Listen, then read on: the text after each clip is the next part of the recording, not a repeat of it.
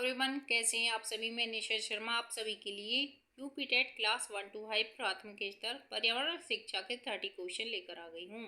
जैसा आप सभी को विदित है कि जो एग्जाम यूपी टेट का होता है उसमें 150 के क्वेश्चन आते हैं, जिसमें 30 नंबर पर्यावरण शिक्षक के निर्धारित किए गए हैं। अब 30 क्वेश्चन 30 नंबर 19 दिसंबर 2016 को जो आपका एग्जाम हुआ था उस एग्जाम के 30 क्वेश्चन आज हम लेकर आए हैं। इन क्वेश्चनों पर डिस्कस करते हुए और अपनी यात्रा में एक कदम और आगे बढ़ते हुए let's start this session. Question number 121, शिक्षक की सबसे बहुमूल्य निधि है। तो क्या है शिक्षक की सबसे बहुमूल्य निधि? सेवा, गर्व, वेतन या छात्रों का विश्वास? तो छात्रों का विश्वास शिक्षक की सबसे बहुमूल्य निधि होती है। क्वेश्चन नंबर 121 का ऑप्शन डी करेक्ट होते हुए क्वेश्चन नंबर 122 की तरफ बढ़ते हुए, परिकल्पना की बार बार परीक्षण करने से गलत नहीं पाया जाता तो वह है एक सिद्धांत। जैसे आप बार बार कोई एक्सपेरिमेंट कर रहे हैं और एक्सपेरिमेंट रॉन्ग हो रहा है तो वो तो हो जाता है हमारा प्रयोग, और यदि वो एक्सपेरिमेंट गलत नहीं हो रहा है तो वो हमारा क्या बन जाता है? सिद्धांत बन जाता है। ठीक है, यह परिकल्पना सार्वभौमिक रूप से सत्य है तो यह सिद्धांत का रूप ग्रहण कर लेता है। क्वेश्चन नंबर 122 का ऑप्शन ए करेक्ट होते हुए क्वेश्चन नंबर 123 की तरफ बढ़ते हुए, निम्नलिखित में से सबसे उपयुक्त शिक्षण विधि है? विचार गोष्ठी एवं श्रुतलेख एवं दिया गया कार्य, विचार गोष्ठी एवं कार्य योजना, व्याख्यान एवं श्रुतलेख। तो ऑप्शन सी करेक्ट होते हुए विचार गोष्ठी एवं विचार गोष्ठी एवं कार्य योजना। क्वेश्चन नंबर 123 का ऑप्शन सी करेक्ट हो जाएगा। क्वेश्चन नंबर 124, निम्नलिखित में से कौन सी ग्रीन हाउस गैस नहीं है? तो ग्रीन हाउस गैस कौन सी होती हैं? सबसे पहले आपको यह पता होनी चाहिए कि ग्रीन हाउस गैस कौन सी होती है। Carbon dioxide, nitrous oxide, methane, chlorofluoro carbon, जलवाष्प, ओजोन, ये आपकी ग्रीन हाउस गैस होती है। तो कौन सी नहीं होती है? हीलियम आपकी ग्रीन हाउस गैस नहीं होती है। क्वेश्चन नंबर 124 का ऑप्शन सी करेक्ट हो जाएगा। क्वेश्चन नंबर 125 की तरफ बढ़ते हुए, ध्वनि प्रदूषण का मापन किस क्रिया इकाई द्वारा किया जाता है? तो किस इकाई द्वारा किया जाता है? डेसिबल के द्वारा। आप सभी को विदित है कि 20 या 25 डेसिबल ध्वनि है तो हम उसे आसानी से सुन सकते हैं। यदि इससे ऊपर है तो हमारी सुनने की जो क्षमता होती है वो डिस्ट्रॉय हो जाती है और हम बहरे की कैटेगरी में आ जाते हैं। इस तरीके से आप ये समझ सकते हो कि जो लोग ज़्यादा तेज टीवी देखते हैं, ज़्यादा तेज बोलते हैं, तो वो सुन भी ज़्यादा तेज ही पाते हैं, क्योंकि उन्हें धीरे सुनने की हैबिट नहीं होती और उनके कानों को ऐसी हैबिट पड़ जाती है कि जो धीरे नहीं सुन पाते हैं। तो क्वेश्चन नंबर 125 का ऑप्शन बी करेक्ट हो जाएगा। ध्वनि प्रदूषण का मापन किस इकाई में किया जाता है? तो किस में किया जाता है? बी, डेसिबल में किया जाता है। क्वेश्चन नंबर 126, निम्न में से किस स्थलाकृति का निर्माण हिमानी द्वारा हुआ है? किसका हुआ? यू आकार की घाटी का। किसका? यू आकार की घाटी का। क्वेश्चन नंबर 126 का ऑप्शन बी करेक्ट हो जाएगा। क्वेश्चन नंबर 127, क्वेश्चन नंबर 127, निम्न नदियों में से कौन सी नदी बंगाल की खाड़ी में गिरती है? आप सभी को विदित है ताप्ती, नर्मदा, सिंधु आपकी अरब सागर में गिरती है और बंगाल की खाड़ी में स्वर्ण रेखा गिरती है। ठीक है, स्वर्ण रेखा झारखंड से बहने वाली एक पहाड़ी नदी है। यह रांची नगर से 16 किलोमीटर दक्षिण पश्चिम में स्थित नगड़ी गांव में रानी चुआ नामक स्थान से निकलती है तथा बालेश्वर नामक स्थान पर बंगाल की खाड़ी में गिरती है। कहाँ गिरती है? बालेश्वर नामक स्थान पर। तो क्वेश्चन नंबर 127 का ऑप्शन बी करेक्ट हो जाएगा। क्वेश्चन नंबर 128 की तरफ बढ़ते हुए, राकेश कक्षा 5 पर्यावरण विज्ञान शिक्षक द्वारा दिए गए कार्य को समय से प्रस्तुत नहीं करता है, अतः सबसे उपयुक्त सुधारात्मक उपाय हो सकता है प्रधानाध्यापक की जानकारी में लाना, खेल की कक्षा में जाने से प्रतिबंध लगाना, उसकी अनियमितताओं को लिखित जानकारी माता पिता को देना। तो सबसे करेक्ट ऑप्शन आपका सी हो जाएगा। उसकी अनियमितताओं के कारणों को जानकर उसे सही मार्गदर्शन करना। एक जो अध्यापक होता है वो उसका छात्र का मेंटर होता है, सुविधा प्रदाता होता है।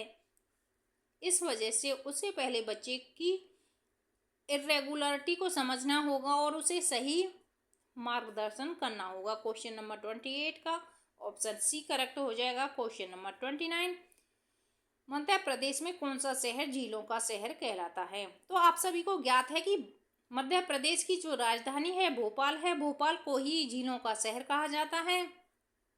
झीलों का शहर क्यों कहा जाता है? क्योंकि इसमें ज्यादातर झीलें प्राकृतिक रूप से बनी हुई हैं और कुछ कृत्रिम रूप से भी बनाई गई हैं। भोपाल मध्य प्रदेश की राजधानी है। भोपाल को, मध्य प्रदेश को भारत का हृदय कहा जाता है। और जो भोपाल का इंदौर शहर है वो स्वच्छता की दृष्टि से 8 बार प्रथम आ चुका है। और जो उज्जैन है, उज्जैन किस लिए प्रसिद्ध है? एक तो ये क्षिप्रा नदी के किनारे स्थित है, इस वजह से प्रसिद्ध है। 12 ज्योतिर्लिंगों में से महाकालेश्वर उज्जैन में स्थित है, इस वजह से प्रसिद्ध है। और एक रीजन आपको मैं और बताती हूँ, जो भगवान श्री कृष्ण और उनके भाई बलराम थे, उन्होंने जब शिक्षा ग्रहण की गुरु संदीपनी के पास, वो भी जगह उज्जैन में ही है। इस वजह से भी उज्जैन की धार्मिक रूप से बहुत ही ज्यादा ख्याति है। और जो महाराज धीराज विक्रमादित्य हुए थे, उनकी भी राजधानी उज्जैन हुआ करती थी। इस वजह से उज्जैन प्रसिद्ध है। मध्य प्रदेश को क्या कहा जाता है? भारत का हृदय कहा जाता है। तो मध्य प्रदेश में कौन सा शहर झीलों का शहर है? तो भोपाल शहर झीलों का शहर है। क्वेश्चन नंबर 129 का ऑप्शन ए करेक्ट हो जाएगा। क्वेश्चन नंबर 130, निम्न में से कौन सा सागर यूरोप को अफ्रीका से अलग करता है? यूरोप को अफ्रीका से कौन अलग करता है? भूमध्य सागर। कौन करता है? भूमध्य सागर। क्वेश्चन नंबर 131, अंतर्राष्ट्रीय ओजोन दिवस मनाया जाता है। तो अंतर्राष्ट्रीय ओजोन दिवस कब मनाया जाता है? 16 सितंबर को अंतर्राष्ट्रीय ओजोन दिवस मनाया जाता है। क्यों मनाया जाता है? जागरूकता फैलाने के लिए ओजोन दिवस मनाया जाता है। यूएनओ ने 19 दिसंबर 1994 को 16 सितंबर को international day for the preservation of ozone layer घोषित कर दिया था। यह तारीख मॉन्ट्रियल प्रोटोकॉल की यादगार तिथि के रूप में तय की गई। ओजोन दिवस 2016 की थीम था ozone and climate restored bye a world United. जो हमारे सूर्य से परावैंगनी किरणें आती हैं, अल्ट्रावायलेट किरणें कितने प्रकार की होती हैं? 3 प्रकार की होती हैं, ultraviolet A, ultraviolet B, ultraviolet C. Ultraviolet A और बी तो आ जाती हैं, पर अल्ट्रावायलेट सी ज़्यादा हानिकारक होती हैं। जो कि नहीं आती हैं, वो किसके कारण नहीं आती हैं? इस ओजोन परत के कारण नहीं आती हैं। इस वजह से 16 सितंबर को ओजोन दिवस मनाया जाता है। क्वेश्चन नंबर 131 का ऑप्शन ए करेक्ट होते हुए क्वेश्चन नंबर 132 की तरफ बढ़ते हुए,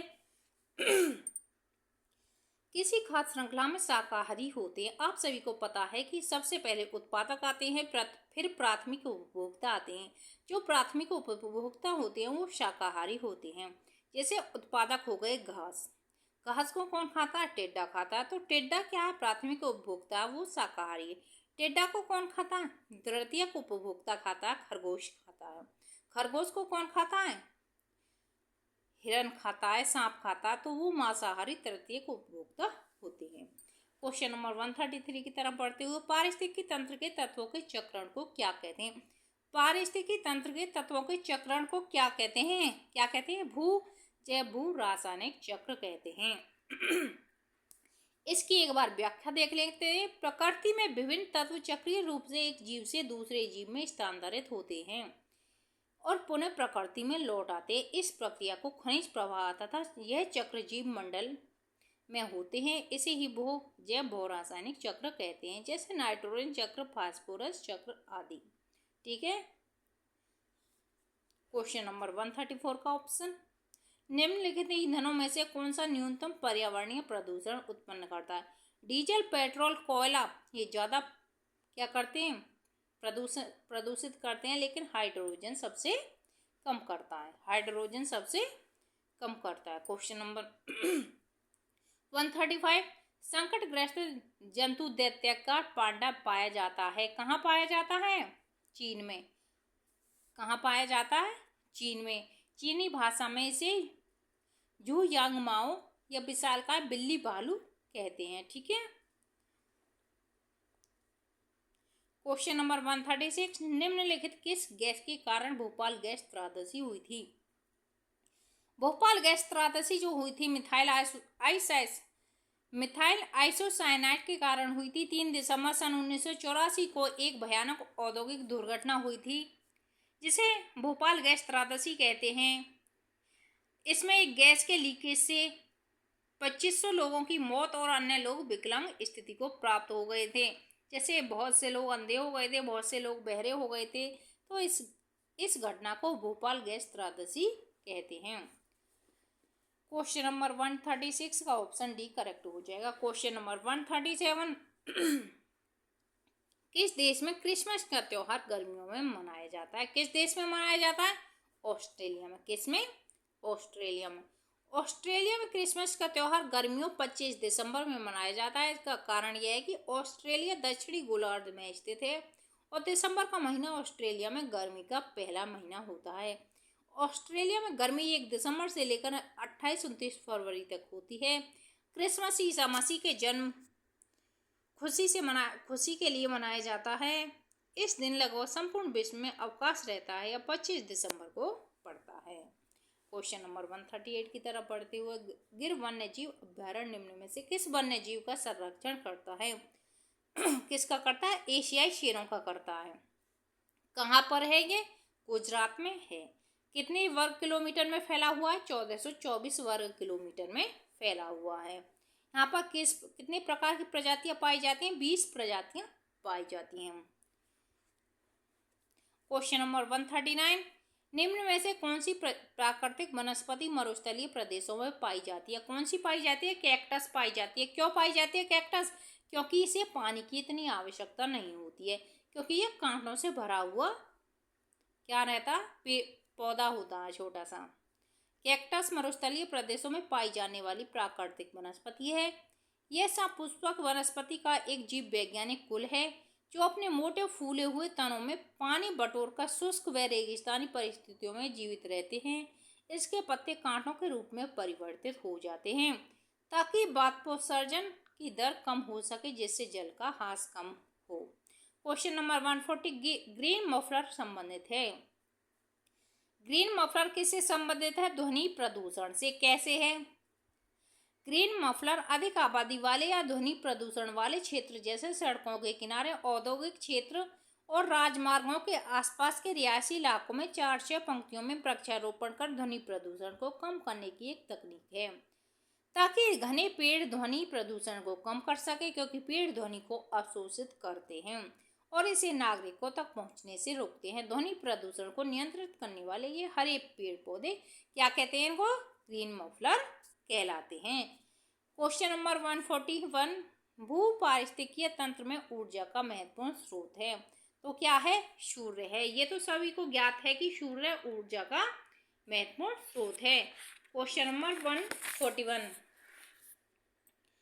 क्वेश्चन नंबर 141 का ऑप्शन ए करेक्ट हो जाएगा। क्वेश्चन नंबर 142 की तरफ बढ़ते हुए, टाइटन किस ग्रह का प्राकृतिक उपग्रह है? तो किसका है? शनि का। शनि आकार की दृष्टि से दूसरा ग्रह होता है। सबसे बड़ा कौन सा होता है? बृहस्पति होता है, फिर शनि होता है।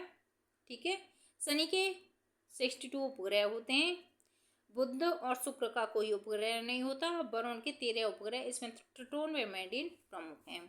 क्वेश्चन नंबर 142 का ऑप्शन सी करेक्ट हो जाएगा। क्वेश्चन नंबर 143 की तरफ बढ़ते हुए, निम्नलिखित में से कौन सी बायोडीजल की फसल है? तो कौन सी है? जेठोरफा। कौन सी है? जेठोरफा। क्वेश्चन नंबर 144, पर्यावरण संरक्षण अधिनियम किस वर्ष पारित हुआ था? तो 1986 को पारित हुआ था। एक बार इसकी व्याख्या देखते हैं। संयुक्त राष्ट्र का प्रथम मानव पर्यावरण सम्मेलन 5 जून 1972 में स्टॉकहोम में संपन्न हुआ। इसी से प्रभावित होकर भारत ने पर्यावरण के संरक्षण के लिए पर्यावरण संरक्षण अधिनियम 1986 पास किया। यह एक विशाल अधिनियम है जो पर्यावरण के समस्त विषयों को ध्यान में रखकर बनाया गया है। इस अधिनियम का मुख्य उद्देश्य वातावरण में घातक रसायनों की अधिकता को नियंत्रित करना व पारिस्थितिकी तंत्र को प्रदूषण मुक्त रखने का प्रयत्न करना है। इस अधिनियम में 26 धाराएं जिन्हें 4 अध्यायों में बांटा गया है। यह कानून पूरे देश में 19 नवंबर 1986 को लागू हुआ था। तो कब लागू हुआ था? 1986 को।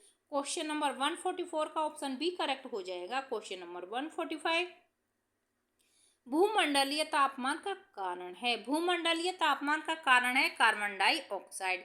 क्या है? Carbon dioxide. ठीक है। क्वेश्चन नंबर 146, निम्नलिखित में से किसमें सर्वाधिक जैव विविधता पाई जाती है? किसमें पाई जाती है? उष्णकटिबंधीय सदाबहार वर्षा वन बायोम। उष्णकटिबंधीय सदाबहार वर्षा वन बायोम।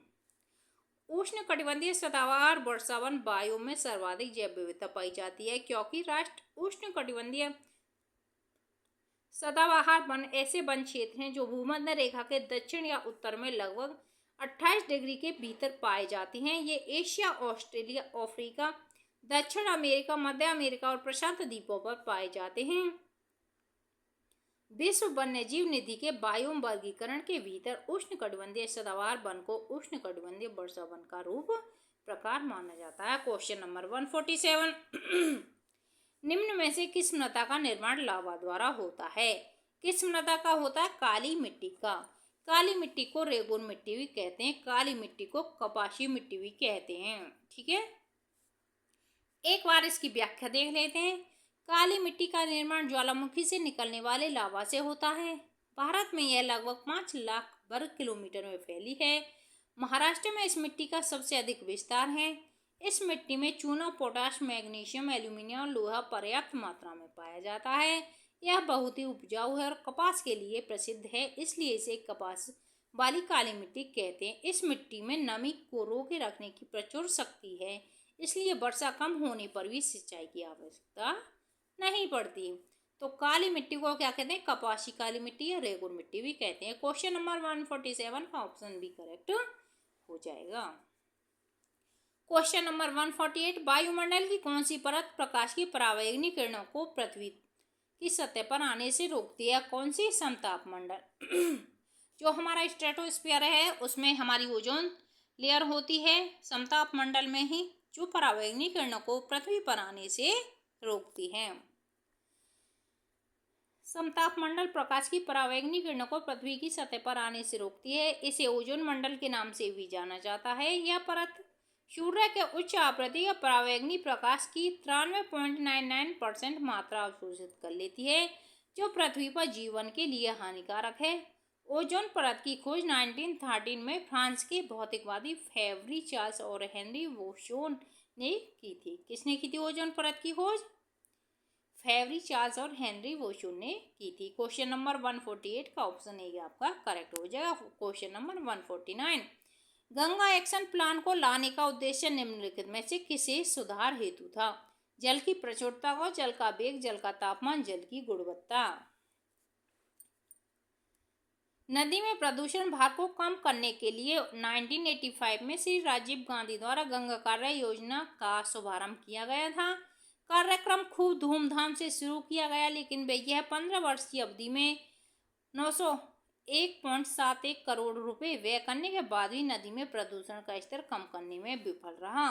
क्वेश्चन नंबर 149 का ऑप्शन ए करेक्ट हो जाएगा। क्वेश्चन नंबर 150, निम्नलिखित में से कौन सा वृक्ष जैविक कीटनाशक का उत्पादक है?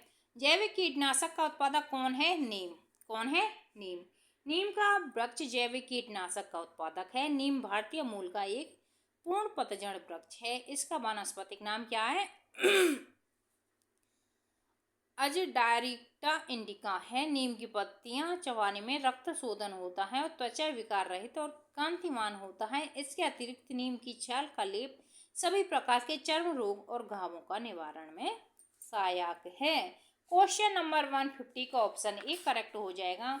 आज मैं आपके लिए जो क्वेश्चन लेके आई वो 19 दिसंबर 2016 के प्रीवियस ईयर के क्वेश्चन पेपर में आए हुए क्वेश्चन थे 30, जो